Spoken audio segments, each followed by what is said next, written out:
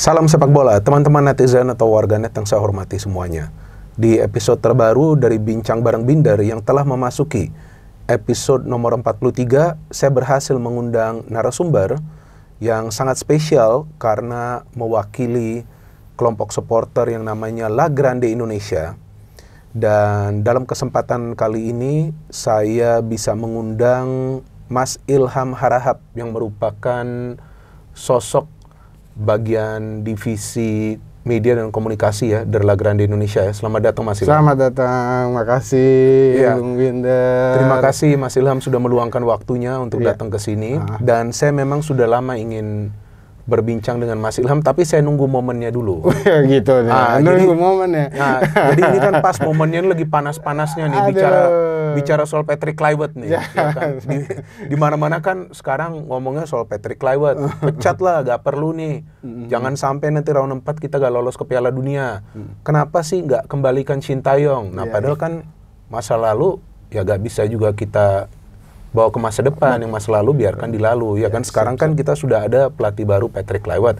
Tapi wajar jika ada yang ingin mengkritik. Saya pikir gak dilarang kan kalau kita ingin mengkritik pelatih timnas Indonesia. Oh nggak ada sih. Karena kita kan negara demokrasi juga. Nah itu juga. Yang penting kita, yang penting kita tidak menghujat, tapi tidak menghina. Ya kan sesuai data yang penting ya. Betul, sesuai data dan fakta.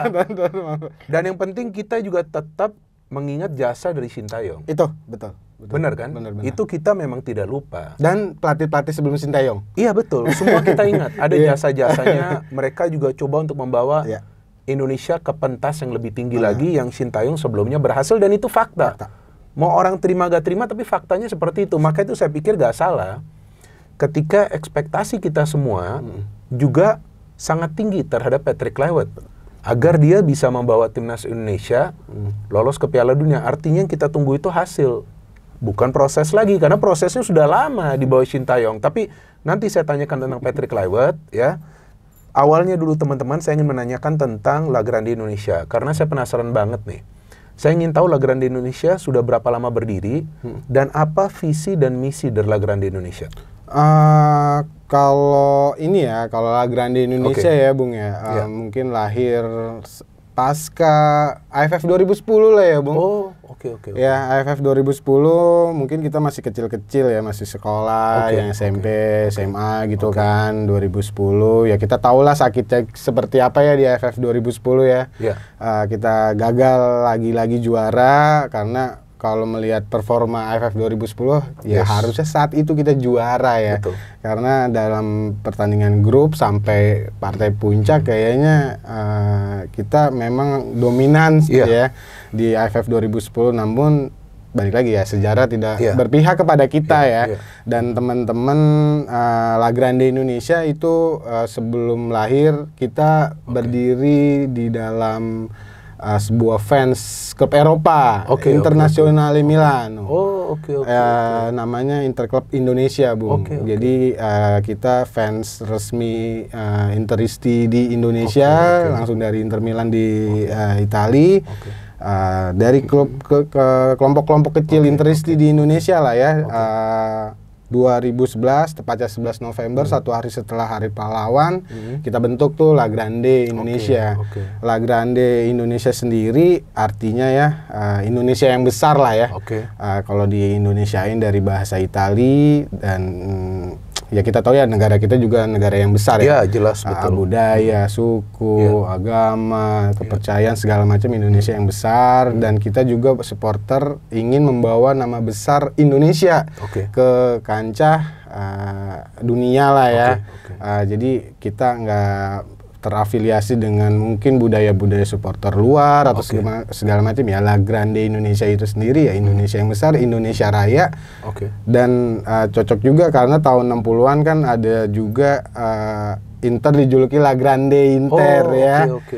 Jadi wah cocok nih La Grande Indonesia. 11 November 2011 awalnya sih seperti itu, karena 2010-11 itu klub fans Eropa tuh banyak yang mendukung timnas ya. Ada fans dari Liverpool, MU, Milan, Juve, segala macam. Maksudnya banyak lah fans-fans Eropa itu yang mendukung timnas di GBK. Itu terlihat dari spanduk-spanduk atau banner-banner yang hadir ketika ada match day gitu kan.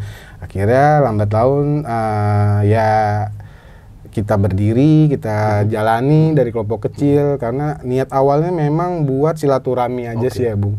Karena Interclub Indonesia juga kan membernya juga seluruh provinsi dan kabupaten di Indonesia ada.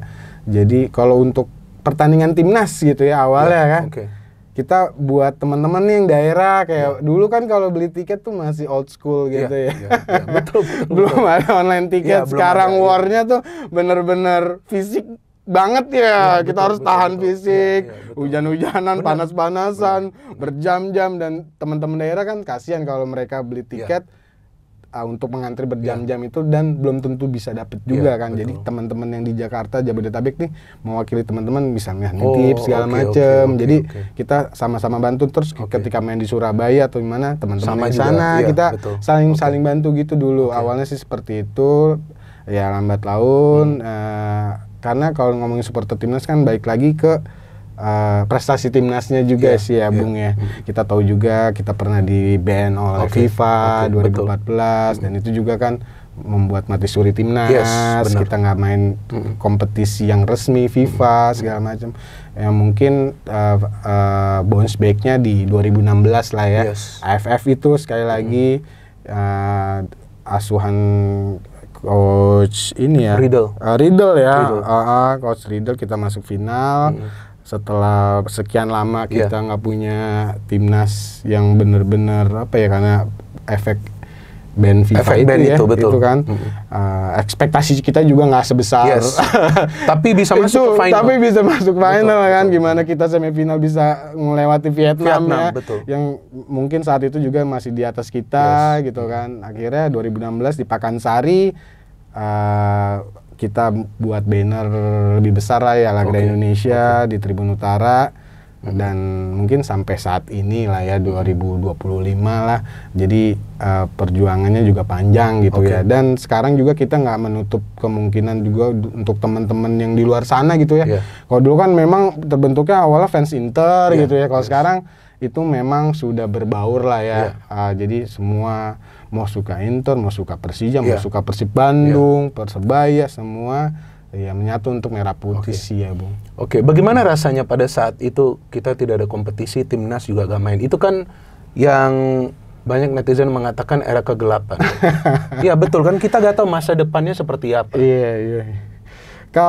Kalau dulu sih ya, karena memang kalau 2014 kan kita awal-awal masih berdiri lah ya, Bung ya. Dan timnas juga sebenarnya sampai sekarang juga timnas ini sebenarnya kita buat seneng-seneng sih sebenarnya di La Grande Indonesia, karena mau dulu darkness era sampai sekarang mungkin udah lebih terang gitu ya cahayanya ya. 1 tahun kita timnas berapa kali main sih yang senior? Iya betul, gak banyak. Kalender FIFA-nya belum tentu juga di Indonesia, kadang-kadang kita main di luar gitu kan. Kita supporter timnas khususnya di La Grande ya buat balik lagi kalau ada match day itu ya buat silaturahmi gitu. Jadi kalau untuk darkness era ya 2014 ya sebenarnya ya kita juga enggak ini juga ya dulu ya udah sih. Cuma balik lagi kan, yang kita sayangkan kan ketika nggak ada timnas berarti meritokrasi pemain juga terhenti gitu ya. Benar betul. Ya kan? Kompetisinya juga nggak ada. Jadi dan nggak jelas. Kedepannya bisa seperti apa, benar? Itu sih sebenarnya yang kita sayangin, bukan cuman kita nggak bisa nonton timnas. Ya tapi lebih lagi kalau nggak ada timnasnya, berarti nih nggak ada timnas junior. Betul. U16 nggak ada, 19 nggak ada, U23 nggak ada. Itu sih yang lebih menyakitkan ya buat teman-teman, karena teman-teman juga kan punya saudara atau punya anak atau apa yang mungkin SSB atau segala macam. Itu sih yang memang efek dominonya lah ya, gitu ya Bung. Itu sih yang, dan kita nggak mau itu terjadi lagi ya. Di ban FIFA itu bukan cuma buat timnasnya aja, tapi memang semua regenerasinya regenerasinya juga terhenti karena kita nggak tahu pada saat itu sampai kapan ini akan di ban ya kan, sampai harus ada juga kompetisi yang pada saat itu saya ingat namanya Indonesia Soccer Championship yang dibuat dulu kompetisi ya kan, baru setelah itu dibuka ban-nya oleh FIFA, terus masuk ke Liga 1 pada saat itu kan. Dan saya sepakat dengan Anda dan saya yakin semua netizen kita juga sepakat jangan sampai hal itu terjadi lagi. Tapi setelah sekian lama dari era kegelapan tersebut atau dark era, sekarang timnas kita tinggal selangkah lagi, ini one step lagi nih. 180 menit menuju Piala Dunia. Itu kan, artinya kan one step lah. Ini kan udah level, sebenarnya bukan level terakhir, tapi ini satu langkah. Kalau bisa lolos dari round 4, maka akan lolos ke Piala Dunia sebagai Republik Indonesia. Apakah Anda dan kawan-kawan Anda di La Grande pernah menyangka Timnas Indonesia bisa punya peluang? Kalau harapan dan mimpi itu tentu ada untuk lolos ke Piala Dunia. Tapi sekarang kita sudah berbicara soal peluang, artinya soal kesempatan untuk main di Piala Dunia. Pernah menyangka nggak? Kalau kita ya dari La Grande Indonesia, mungkin kalau dari kita mengawal timnas ini di kualifikasi kan memang dari putaran 1 ya. Sebelum hingar-bingar penonton atau supporter-supporter lain ketika lawan Brunei di GBK kita menang 6-0, kita udah ada di dalam stadion. Jadi memang sih awalnya sih balik lagi sih ya Bung ya. Kalau di awal di round 1 mimpi kita sih nggak sebesar ya udahlah kita masih sekelas Brunei lah ya. Karena memang kita lawannya round 1 Brunei. Berarti kan secara kelas saya ngerti, saya paham. Brunei gitu ya. Karena mainnya di round 1. Iya, kita main di round 1 gitu kan. Gak langsung masuk ke round 3. Iya, nggak langsung masuk round 2 malah ya. Iya, betul. Kita masuk round 2. Untuk di round 2 mungkin mimpinya bisa lebih besar lah ya ketika walaupun berat juga, ada Irak, ada Vietnam. Pada saat itu kan kita menang lawan Vietnamnya setengah mati. Mau menang pun setengah mati. Iya. Apalagi itu juga udah ada Jazz ya, sama pemain-pemain diaspora mungkin. Ada Ragnar juga. Iya. Sebenarnya kalau untuk mimpi ke Piala Dunia mungkin puncaknya memang di round 3 ini sih ya. Round 3 ya? Round 3 ini ya, ketika ya mungkin dari match Australia sampai kemarin kalah lawan Jepang di Osaka, itu di round 3 sih ya puncak. Ini kayaknya kalau memang mau masuk Piala Dunia 2026 inilah ya yang paling dekat. Karena secara secara sejarah berdirinya La Grande kita belum pernah sedekat ini di Piala Dunia. Nggak tahu sih ya Piala Dunia sebelumnya yang katanya ada juga lolos kan? Iya, aku nggak tahu tuh karena sebagai apa La Grande pada saat itu? 2011 Hindia Belanda atau apa itu pada saat itu? Itu 38 ya. Iya, itu 38 atau 34 lah lupa saya. Itu kan undangan juga kan. Tapi memang bukan lolos kualifikasi. Iya, tapi memang sejarah tercatat atas nama Indonesia. Tapi secara La Grande Indonesia berdiri, kita belum pernah sedekat. Sama, saya juga belum pernah merasakan sedekat ini. Sedekat ini gitu. Nggak pernah, iya. Jadi balik lagi ya, karena kalau untuk timnas gitu ya Bung ya, teman-teman di sini sih maksudnya kalau karena efek kita tuh sering terbuai gitu ya. Terbuai sama mungkin masalah prestasi ya kan, misalnya apa sih yang paling dekat, contohnya juara AFF lah. Wow, belum pernah kita. Iya, kita belum pernah. Yang di senior. Yang senior ya. Ya udah, maksudnya itu karena kita sering merasakan kegagalan gitu ya. Jadi supporter juga ya sudah. Kita ini La Grande Indonesia mendukung timnas ini lewat satu sih ya lewat kreativitas. Makanya itu tifo-tifo yang hadir di round 3 itu sebagai tanda kita menjaga marwah timnas ketika bermain di Gelora Bung Karno. Karena La Grande Indonesia kita ingin living in the moment sih, Bung Binder. Momen dimana kita belum pernah mengalami di round 3 menjamu Arab Saudi, Australia, Jepang yang benar-benar raksasa Asia di Gelora Bung Karno, yang biasanya ketemunya Laos lagi, Kamboja Vietnam lagi, Thailand lagi, Timor Leste. Iya, jadi kalau dari sisi supporter tuh kita mau ngebangunin kreativitas supporter ketika mendukung timnas gitu ya. Makanya tifo-tifo itu hadir untuk untuk untuk legacy sih ya, warisan ya ke depannya gitu. Ketika nanti kita udah terbiasa ya kan, udah terbiasa dengan ekosistem Piala Dunia round 3 lah ya. Kalau dulu kan round 2 dulu mentok round 2, mentok round 2. Udah sering round 3 ya, maunya sih teman-teman di La Grande itu terus mengawal timnas dengan cara kreativitas gitu sih. Pada saat Patrick Kluivert ditunjuk untuk menggantikan Shin Tae-yong, saya ingat ada berita yang beredar, sempat viral juga di media digital dan juga di banyak akun media sosial yang biasa membahas tentang sepak bola Indonesia. Ada pernyataan dari La Grande Indonesia yang tidak ingin ada proses lagi. Oke, dari Patrick Kluivert. Itu juga saya katakan di channel saya nggak tahu Anda ingat atau enggak, saya juga mengatakan siapapun pelatih baru, pada saat itu saya belum tahu Patrick Kluivert. Saya sudah mengatakan siapapun pelatih baru, yang saya harapkan nggak ada lagi kata-kata proses. Yang saya expect, ya kan, yang saya ekspektasi adanya hasilnya itu apa, bahwa timnas lolos ke Piala Dunia. Ya kan, karena pada saat Sintayong diganti itu peluang kita masih ada, bisa lolos langsung dari round 3. Meskipun nggak lolos pun bagi kita yang penting masuk round 4 kan gitu, istilahnya kan gitu. Tapi soal peluang dari round 3 tuh ada, karena Australia belum bagus-bagus banget, betul kan? Arab Saudi juga baru ganti pelatih kan, seperti itu. Pada saat Patrick Kluivert ditunjuk, saya mengulangi itu di channel saya, tapi kemudian saya baca juga berita dari La Grande mengatakan tidak ada proses lagi. Dan La Grande meminta Patrick Kluivert membawa timnas langsung lolos dari round 3. Peluangnya memang ada, tapi saya selalu mengatakan, wah berat nih, kalau bisa round 4 udah bagus. Tapi kalau La Grande bisa langsung memberikan tuntutan yang sebegitu tinggi kepada Patrick Kluivert, yang banyak netizen juga mengatakan ini pelatih baru nih. Pelatih baru kok dikasih tuntutan tinggi gitu. Ya, walaupun mayoritas juga inginnya ya bawa tim ini ke Piala Dunia gitu.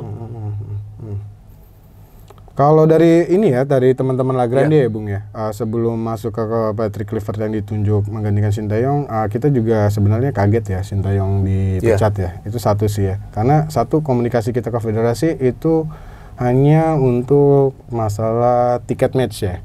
Oke. Jadi untuk segala macam di luar sana gitu, kayak misal pelatih atau pembinaan atau liga segala macam, ya La Grande Indonesia nggak punya akses ke sana. Karena kita akses itu, kita menjaga kedekatan kita ke federasi itu hanya juga masalah tiket satu. Karena kalau untuk yang lain-lainnya nanti ya ada takutnya kemana-mana gitu posisi La Grande Indonesia. Dan tiket itu juga kita beli gitu ya, beli? Iya, kita beli full price. Kalau price memang ada potongan, karena untuk supporter, dan potongan itu kita olah lagi untuk koreo itu satu. Jadi Sintayong kabarnya dipecat itu mungkin kita banyak ketahui dari ya satu pundit-pundit ya, kayak misalnya kayak pengamat juga kayak Bung Binder, terus wartawan segala macam itu di media sosial. Dan itu secara tiba-tiba. Iya, itu dia makanya. Walaupun sudah ada kayak sedikit bocoran lah nih. Iya, sebelum hari itu ya teman-teman, ini bener nggak? Karena ya memang ya satu sih ya, Sintayong ya udah banyak banget lah ya jasanya ya, 5 tahun menakodai timnas gitu ya, back to back bawa ke Piala Asia gitu ya. Ya walaupun banyak kekurangannya, tapi memang secara La Grande Indonesia berdiri memang dia masih yang terbaik ya. Kita akui itu ya. Aku dan teman-teman di La Grande Indonesia, Sintayong itu ya masih yang terbaik gitu ya kan. Dengan progres yang dia buat. Dan harus diganti lah ya dengan Patrick Kluivert dengan fenomena dinamika yang benar-benar kita sebagai supporter nggak tahu nih mana yang benar atau mana yang salah ya karena bukan secara teknis dan data gitu kan. Itu masih secara personal sih aku teman-teman itu yang kalian rasakan. Itu karena kalau secara data ya habis menang Arab Saudi. Nah itu. Ya kan? Dan posisi juga lagi bagus. Ya, kalau bisa kalah sama AFF ya yang dikirim AFF itu pemainnya pemain jam terbang yang kita butuhkan kan. Ya pemain muda dan kita juga masih ada di round 3 dan menjaga pemain juga lah ya. Dan itu yang target utamanya lolos ke Piala Dunia. Supporter juga nggak maksudnya nggak menuntut harus juara AFF tiap tahun lah ya. Kita teman-teman La Grande Indonesia juga AFF kemarin ada nggak maksud kita harus juara atau gimana? Enggak. Kita dari awal karena ngeliat komposisi pemain, pemain muda U23, U20 masih ada yang belasan tahun juga. Ya sudah, kasih aja jam terbang. Mau seperti apa ya kita terima aja gitu kan. Dan akhirnya ya Sintayong dipecat gitu ya. Kita kecewa. Akhirnya Patrick Kluivert dan muncullah statement teman-teman ya, karena ini dari teman-teman. Iya, itu dari teman-teman. Karena maksudnya bukan secara pribadi diungkapkan oleh La Grande itu. Jadi secara itu memang komunitas. udah dibicarain ke teman-teman. Jadi itu bukan apa yang ada di medsos, itu memang udah ada kurasi lah dari teman-teman ya Bung, bukan persepsi pribadi presiden atau apa, itu memang udah dari teman-teman, karena 5 tahun itu udah cukup lah ya buat kayak misalnya proses kita ya kan segala macam. Dan Sintayong juga nggak buruk-buruk juga. Kalau kalah lawan Arab Saudi memang kita udah pasrah ya. Iya betul. Ya sudah jadi dipecat karena kita udah susah, tapi menang dan dipecat gitu kan. Dan Patrick Kluivert ya sejatinya ya harus kita kasih target yang lebih tinggi gitu kan.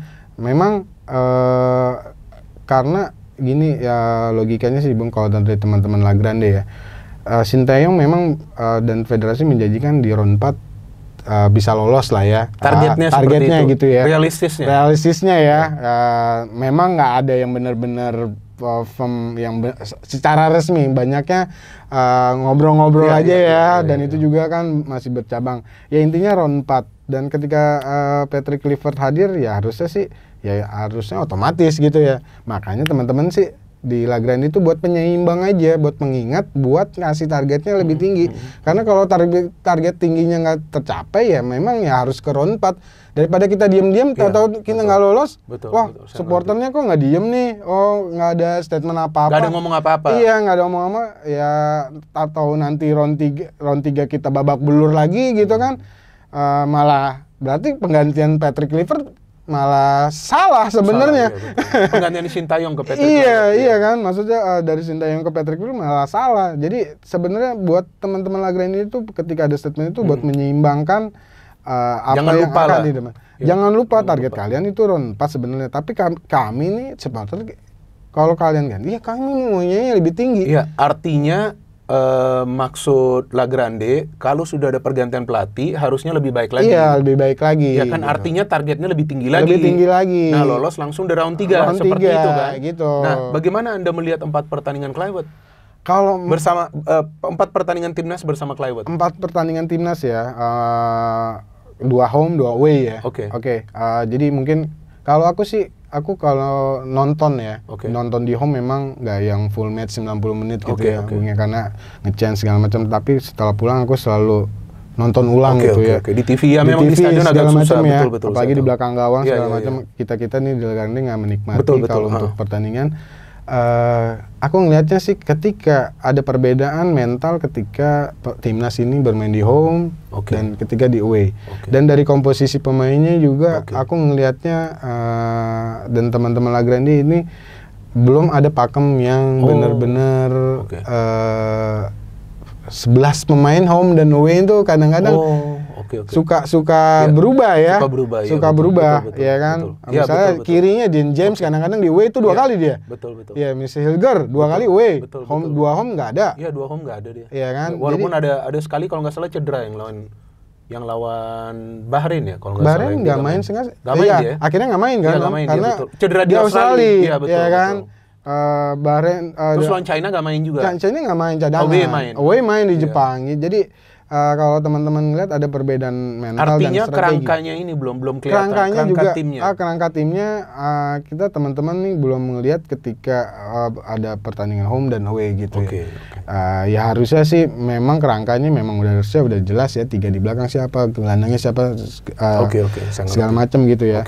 Terus memang tekanan dari supporter kita ketika main di Gelora Bung Karno untuk Bahrain dan Cina itu memang nilai plus buat pemain timnas gitu ya. Aku ngelihat ketika timnas away ke Bahrain dan ketika timnas away ke Qingdao gitu pertandingannya, itu pertandingan mereka nih Bahrain dan Cina itu beda banget ketika main di GBK gitu ya. Apalagi Bahrain sih ya. Bahrain tuh kelihatan banget bingungnya ketika main di GBK ya, beda dengan di Bahrain. Itu salah satu ya. Makanya aku teman-teman tuh ya ketika babak belur selalu di away, ini mentalnya gimana sih? Mental pemainnya nih gitu. Karena jangan selalu berharap supporter away kita selalu penuh gitu kan, karena kan terbatas juga kan masalah jumlah tiket gitu ya. Itu mental juga harus dibangun ketika teman-teman timnas itu ke away. Anda lihat strateginya seperti apa antara away dan home? Away home, kalau aku ini ya pertandingan Australia away dan Australia di Osaka ya di Jepang di Osaka. Nah, Jepang itu beda ya, agak beda tuh away-nya. Mungkin kalau lawan Jepang di Osaka yang pertandingan terakhir mereka agak-agak aman ya. Maksudnya nggak karena udah lolos, nggak greget gitu sih ya Bung ya. Kayaknya perlawanannya iya, walaupun udah lolos tapi kan gimana supporter ya kayak aku ke Osaka gitu kan. Jauh-jauh terbang ke sana melihat pertandingan seperti itu kayaknya gimana? Bukan masalah kalah skornya ya, Bung ya. Perlawanannya gak ada satu shot juga. Nggak shot, pelanggarannya sedikit, kartu kuningnya juga nggak ada untuk. Artinya apa itu? Artinya nggak ada perlawanan. Iya, maksudnya ya udah mau kan maksudnya, tapi kalau kita mainnya betul agresif benar ya kan. Betul. Ya itu aku teman-teman ngerasa ya, maksudnya juga. Oh itu jelas banget sih kita dimain-mainin di Osaka gitu sama Jepang gitu kan. Kalah jauh ya. Padahal sebetulnya materi pemain kita oke lah, memang beda jauh juga dari Jepang. Tapi seandainya ada sedikit strategi untuk mengantisipasi keganasan Jepang, yang kita harapkan jangan kalah 6-0. Iya, itu dia, Bung. Dan kalau Emil Audero gak ada banyak save juga, 10 gak bisa. Itu sih bisa banget ya kan. Makanya kalau untuk round 4 lah ya, aku ngomongnya maksudnya kan tadi Bung Binder juga udah nyinggung gitu ya. Di round 4 sebenarnya kan bahasa AFC-nya ini bukan tempat netral ya, centralized. Iya, centralized. Dan aku kemarin ini kita udah ngomong-ngomong juga ke supporter timnas di Jazirah Arab ya, ada Garuda Qatar, Arab Saudi. Harusnya federasi ini menekan FIFA dan AFC juga untuk alokasi tiket di pertandingan nanti Irak dan Arab Saudi gitu. Jangan lebih di mereka persentasenya. Iya, karena ini centralized bukan home away gitu ya. Harusnya 50-50 ya. Yang aku ngeliat kemarin sih nggak tahu ini bener, ada pengamat olahraga Arab Saudi yang bilang kalau tiket misalnya Arab Saudi dan Indonesia itu penonton Indonesia hanya 8%. Wow, kok sedikit gitu? Nah itu makanya. Alokasi tiketnya? Nggak bisa dong. Dan Arab Saudi Iraknya 8%. Indonesia Irak 50-50. Nah itu kan, aku nggak tahu nih ya ini. Nggak fair kalau itu nggak fair ya, karena bahasanya kan di AFC pas drawing teman-teman lihat aja centralized, jadi terpusat aja. Dan ini bukan tempat home away gitu ya. Kalau home away 8% itu udah besar. Iya udah besar. Biasanya 5%. Saya ngerti ya. Nah itu kalau kita memang mau fokus ke Piala Dunia, selain non teknis di Patrick Kluivert dan penggawa timnas, ini non teknisnya di supporter harus diwadahi ini federasi gitu.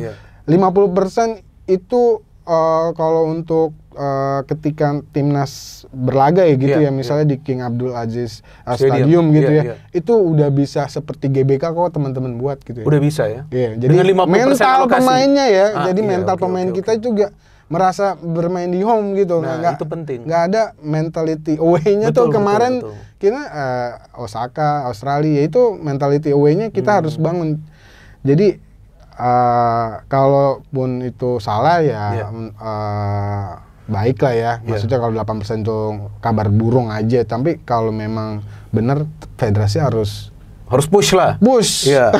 Ya kalau nggak bisa 50%, 45%. Kan seperti itulah. Seperti itu. Jadi jangan 8%, 92%. Nanti susah. Gimana kita mau masuk? Nggak bisa masuk.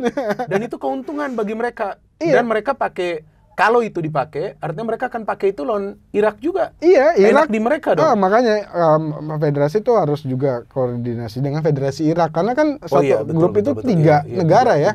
Jadi jangan mau kita Irak dan Indonesia ini istilahnya dikesampingkan gitu ya untuk supporter. Harus fair lah.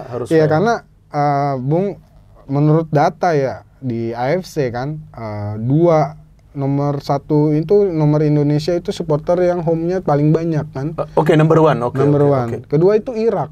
Oh, kedua Irak. Iya, di Basra. Basra itu jadi, nomor 2. Jadi itu yang Arab coba kurangi. Iya, makanya ini nomor 1, nomor 2 dan Arab Saudi sendiri itu berkumpul di Jeddah nih ya. Iya, betul. Nah, itu masalahnya karena pasti kan orang-orang Irak di Arab juga banyak kan. Banyak. Orang Indonesia juga banyak juga. Dan akan banyak juga teman-teman Indonesia datang ke Arab gitu ya. Dan Irak datang langsung ke Arab Saudi gitu. Jadi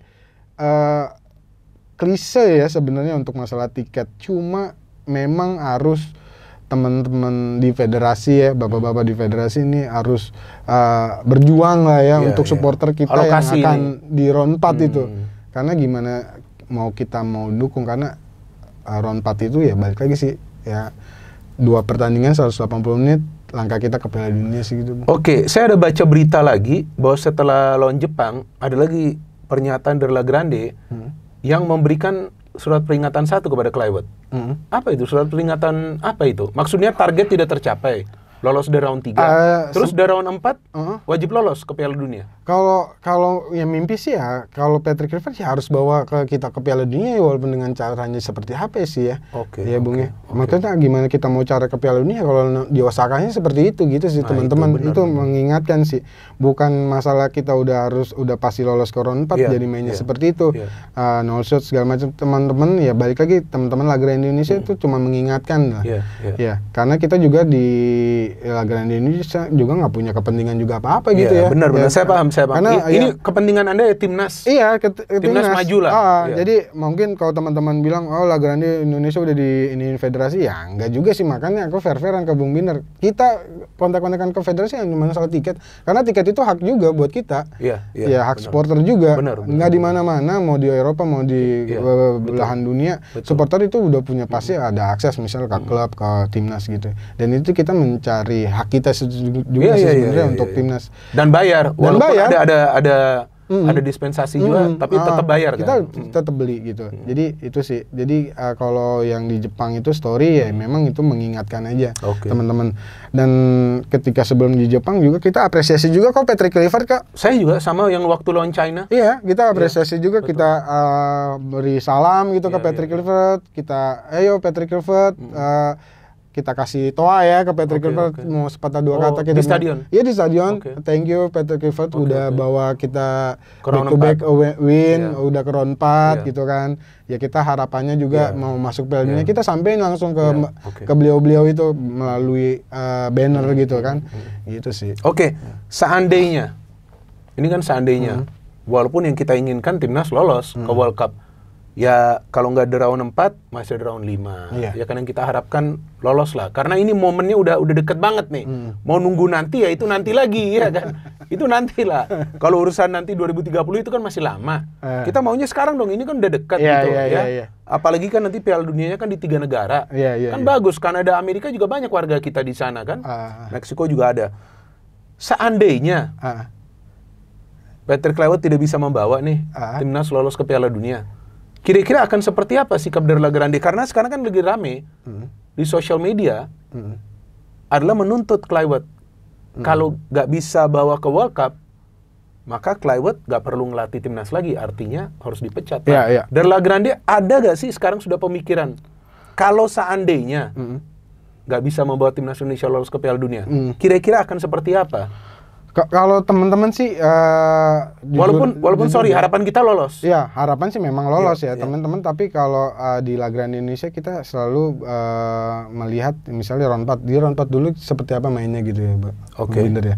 Jadi kayak kita fair juga, maksudnya kalau di round 4 juga kalau Patrick Kluivert aku ngomong sekarang gitu, tiba-tiba nanti Patrick Kluivert juara gitu ya, mau masuk gitu ya kan, langsung gitu kan, dan jejak digital udah ada, wah Lagrande nih udah bilang pecat aja ya kan, ternyata masuk Piala Dunia, itu nggak fair juga kan. Yang kita inginkan dia bawa ke Piala Dunia. Jadi sekarang ini memang kita harus support dia. Iya, itu sebenarnya satu itu ya, kita nggak mau misalnya dari round 1 ya kita juga nggak berharap langsung masuk round 3 kok pas lawan Brunei. Itu benar ya.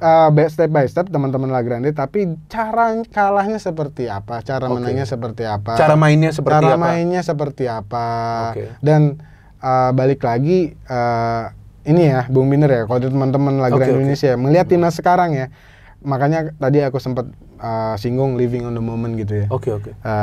Dengan materi pemain timnas yang banyak diaspora pulang lagi ke tanah air, ini yang sangat mewah. Dan teman-teman Lagrande Indonesia ini nggak tahu ya teman-teman yang lain ya, viewers dari Bung Binder, ini akan bertahan seperti kapan, sampai kapan ini pemain-pemain timnas diaspora ini kan, misalnya kayak J.J, Tom Haye, apakah akan bersama kita selamanya gitu ya, pindah ke tanah air, beranak pinak di tanah air, terus memakai jersey merah putih gitu kan.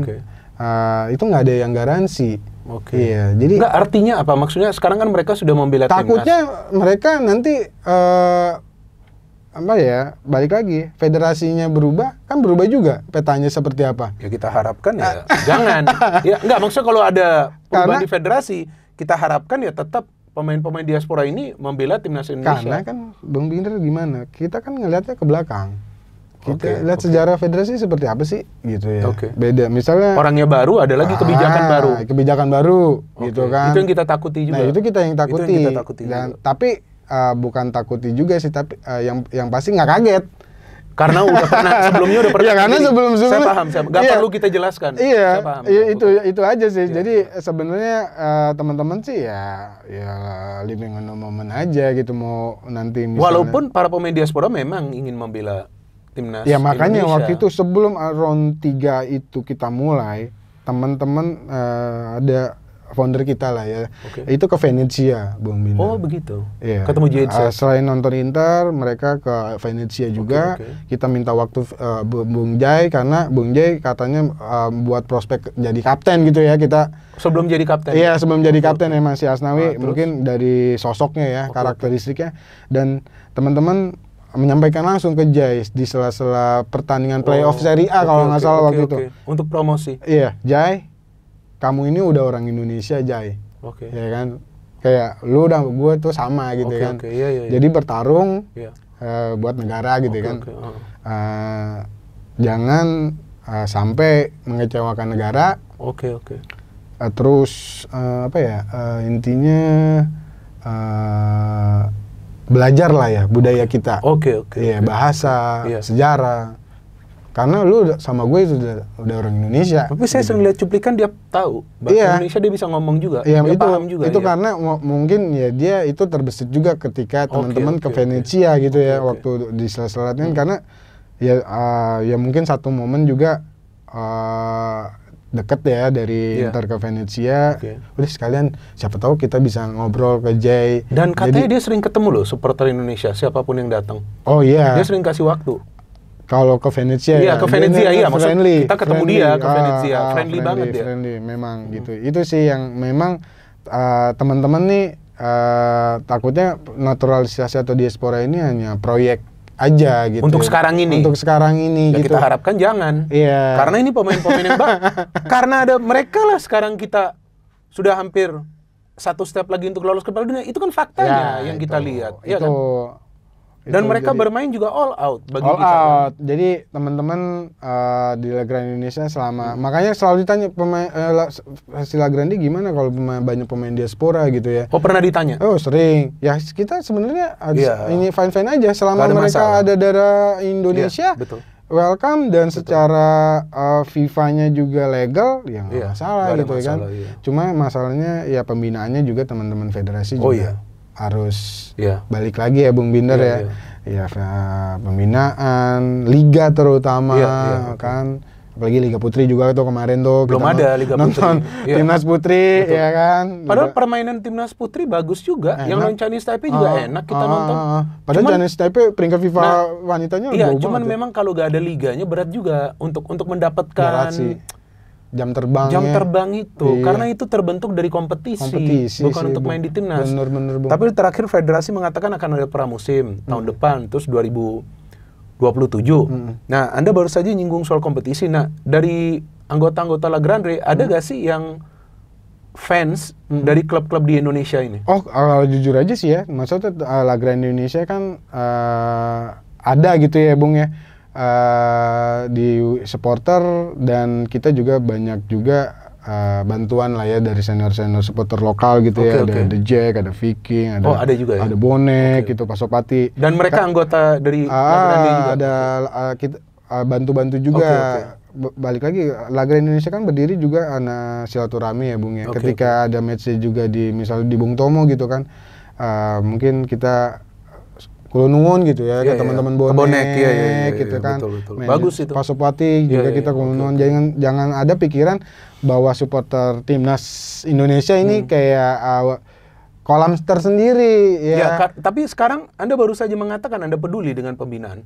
Iya. Ya, pembinaan kan artinya kompetisi juga. Iya benar, Bung. Jadi teman-teman tuh apa ya kalau untuk supporter kayak aku nih, aku suka Persija, The Jack gitu ya. Oke. Ya kita teman-teman The Jack juga kan misalnya dan supporter lokal juga regulasi supporter away gitu kan di. Nah, ini menarik ini. Apa ya udah berapa? 2 tahun ini? 2 tahun ya habis after Kanjuruhan 2 tahun ya. boleh kan? Iya. Tapi saya sering lihat. Ya itu uniknya supporter lah ya. Dilarang walaupun nggak pakai jersey. Iya. Pakai biasa warna hitam atau warna putih. Iya. Kalau nggak salah antara hitam putih. Ya namanya supporter makin dilarang kan makin ada aja ya. Cuma masalahnya kan energi supporter ini kan besar ya, Bung. Oh iya, dan away days itu beda, Mas. Saya banyak ngobrol sama supporter. Oh iya jelas. Beda, mereka suka WDs itu. Sambil touring, sambil jalan. Kalau WDs itu kayak badge of honor-nya kita lah ya. Anda sebagai The Jack, WDs juga? Kalau aku WJ misalnya ke Surabaya atau apa. Pergi? Yang terakhir itu ada ya, kalau nggak salah. Yang waktu main di Persebaya. Persebaya ada teman-teman ada teman-teman kesana gitu kan. Karena memang sih ya energi supporter kita tuh besar banget gitu ya. Tapi energi yang besar ini jangan dihilangkan gitu kan. Gimana caranya sebenarnya supporter ya juga punya andil juga ya buat sepak bola di Indonesia apalagi liga ya, Bung. Jadi mungkin kalau untuk liga besok ya untuk ini ya peraturan supporter away mungkin dikaji lagi ya. Dikaji lagi supaya bisa mungkin persentase. Iya, karena kalau misalnya nonton misalnya away days kita misalnya nggak pakai ada atribut klub kita, tapi ketahuan juga. Iya. Dari chance-nya ada kedengaran ya, juga. Pasti chance, tapi kan kalau lebih bagus kalau itu dibuka dan kita bisa pakai jersey, pakai nama kebanggaan klub itu kan lebih besar dan perputaran ekonominya juga lebih besar. Itu kan lebih besar gitu. Iya betul. Terus Persija Anda support sejak kapan? Kalau aku ya dari SMP sih, zaman main di Lebak Bulus gitu. Sekarang akan main di JIS loh. JIS. Musim depan. Iya. Dia pernah nonton di sana? JIS pernah nonton. Pernah ya, musim lalu nonton? Match tapi nggak lamanya pramusim sih. Oh pramusim. Aku yang match ininya jarang itunya. Dan ya itu after Kanjuruhan teman-teman ya sekali lagi takutnya ya di laga Indonesia ini regenerasi supporter kita tuh menurun. Sekarang gimana? Ya ini Anda bicara soal kompetisi kan? Kompetisi ya. Maksudnya itu ini sih aku based on data aja ya karena aku kan udah berkeluarga. Banyak teman-teman juga yang berkeluarga after Kanjuruhan itu kayak misalnya nonton bola itu susah izinnya ke orang tua karena kan itu kan udah berita nasional gitu kan. Betul. Dan regenerasi supporter itu ya bisa dilihat dengan apa sih ya tiket match aja. Di Liga 1 gitu kan. Berkurang atau bertambah after Kanjuruhan gitu kan. Ya Anda ada datanya? Kan dirilis. Dirilis ya. Sama PT ini kan seperti apa? Kayak Persija aja kan berkurang tuh. Kalau Persija memang berkurang ya. Nggak pertandingan kalau bukan pertandingan big match ya, itu pasti berkurang. Nah, itu kan pertanyaan kenapa kalau gitu kan. sebelumnya saya ingat rame terus Kan. Ya itu sih satu ya. Aku sih nggak mau ngeduluin teman-teman ngejek tapi ya itu kan ada masalah juga kan, mungkin ada supporter away-nya juga kan yang dilarang. Jadi match fitness-nya lah atau match ambience-nya itu berkurang kalau ada supporter lawan tuh kayaknya lebih enak kan kita datang kan, beda gitu. Kalau enggak apalagi bunyi-bunyi ya kan beda. Dua ya Kanjuruhan lah ya. Itu pasti misalnya kayak anak SMA atau apa regenerasi itu ya itu juga ngaruh kan masalah izin kan nggak ada yang mau ngeliat orang tuanya datang ke stadion pulang dengan nama gitu kan. Dan abis itu ya Kanjuruhannya juga belum banget inilah ya proses hukumnya seperti apa gitu ya dengan keadilan seperti apa sebagai korban. Terus ya La Grande Indonesia sih hadir untuk menawarkan kreativitas untuk supporter gitu ya. Makanya kalau di Tribun Utara di GBK ya Bung, itu kurang lebih kan ada 6.000-an kursi ya di Tribun Utara bawah. Kita cuman palingan dikasih alokasi tiket 1.000, which is itu cuman 10% lebih ya. Dan itu sisanya itu supporter umum. Umum. Keluarga. Iya, betul. Itu ya kayak tapi aman aja karena kita mau apa ya mulai kalau timnas nih mulai kita mau bawa ke ke family lah ya. Family ya. Walaupun memang ada supporternya, tapi memang ada sisi family-nya biar teman-teman juga nggak yang stereotip supporter itu selalu rusuh, selalu ini. Itu harus dirubah. Itu harus dirubah pelan-pelan dan ya teman-teman Lagra Indonesia ya rutinitas setiap match pasti seperti itu. Misalnya apa dari awal ada kita koreo gitu kan, teman-teman yang umum kan nggak tahu itu koreo seperti apa. Tapi mereka bantu saya lihat. Kita bantu dan teman-teman misalnya sesimpel nomor kursi gitu ya, teman-teman bantu. Kalau di Tribun Utara tidak ada nomor kursi tante. Oke. Jangan samain misalnya kayak di VIP gitu kan. Beda ya segala macam itu sih yang teman-teman seneng gitu ya. Karena kalau nonton bola pentimnas ya balik lagi kita buat seneng-seneng sih. Iya betul. Oke, ini pertanyaan terakhir. Peluang timnas lolos ke Piala Dunia dari round 4. Kita jangan bicara round 5 dulu, singkat saja. Peluangnya seperti apa? Kalau peluang sih ngelihat dua pelatihnya juga tidak pernah menang juga ya lawan kita ya. Graham Arnold sama Herve Renard ya. Kalah dan seri ya. Betul. Graham ya. Jadi benar. Arnold di Australia kan. Terus Herve Renard pada saat kesini dia. Arnold pada saat Arab kesini. Iya, Arnold di GBK. Ya tapi dulu kan latih Australia. Australia. Jadi ya itu mungkin. Tapi pelatih kita kan beda sekarang, Patrick Pelatih Kluivert. beda, memang. Cuma maksudnya mental dari pemainnya juga kan pasti ada ya, Abung ya. Mau sekecil apapun itu ketika lawan Arab Saudi dan Irak. Apalagi aku sih ininya Irak ya, karena kita belum pernah menang juga ya. Itu berat tuh mereka. Ya. Betul. Irak ya, itu. Jadi kalau peluang sih masih ada lah ya. Aku yakin sih ya kalau mau peluang, kalau ditanya supporter, peluangnya seperti peluangnya masih bisa kita masuk Piala Dunia gitu ya. Kita yakin juga masuk supporter. 2 match 180 menit. 180 menit. Anggap aja sekali menang sekali seri lolos, bisa. Lolos kita bisa. Bisa. Terus mereka saling bunuh-bunuhan aja bunuh-bunuhan atau seri juga gitu. Atau seri juga. Bisa lolos kita kan. Bisa, apalagi pertandingan pertama kita langsung main ya. Nah, lawan Arab itu. Lawan Arab ya. Itu kunci. Enggak lawan Arab dulu baru lawan Irak. Apalagi kalau kita menang bisa lawan Arab. Itu udah. Pertandingan lawan Irak itu bisa lebih parkir pesawat. Bisa parkir pesawat yang double decker yang penting iya dong. Bener. Kan kita incar poin. Buat apa main cantik tapi kalah? Ya kan? Itu nah, sih. Yang penting main untuk dapat poin. Oke, terima kasih Mas Ilham. Perbincangan kita cukup lama ini, tapi sebelum menutup, saya selalu meminta narasumber yang hadir di studio Triple B menyampaikan pesan-pesan kepada supporter dan juga netizen kita. Silakan ke kamera, Mas Ilham. Oke, untuk penonton Triple B, Bung Binder, terima kasih sudah menyaksikan. Sukses terus buat Triple B dan buat supporter-supporter di luar sana ya. Tetap dukung tim nasional, tetap dukung Lagra Indonesia. Ya walaupun kita berbeda-beda gitu ya dari background segala macam, tetap mimpi kita sama ya. Seperti banner Lagra Indonesia melawan Australia, home pertama, let's fight for our dreams ya. It's still our dreams. Mimpi kita, mimpi saya, mimpi Bung Binder, mimpi kita semua ke Piala Dunia. Oke, dan itu kita harapkan bisa terjadi. Dan tahun 2026 kita lihat ada nama Indonesia. Amin. Oke, siap. Oke, ini kita tutup.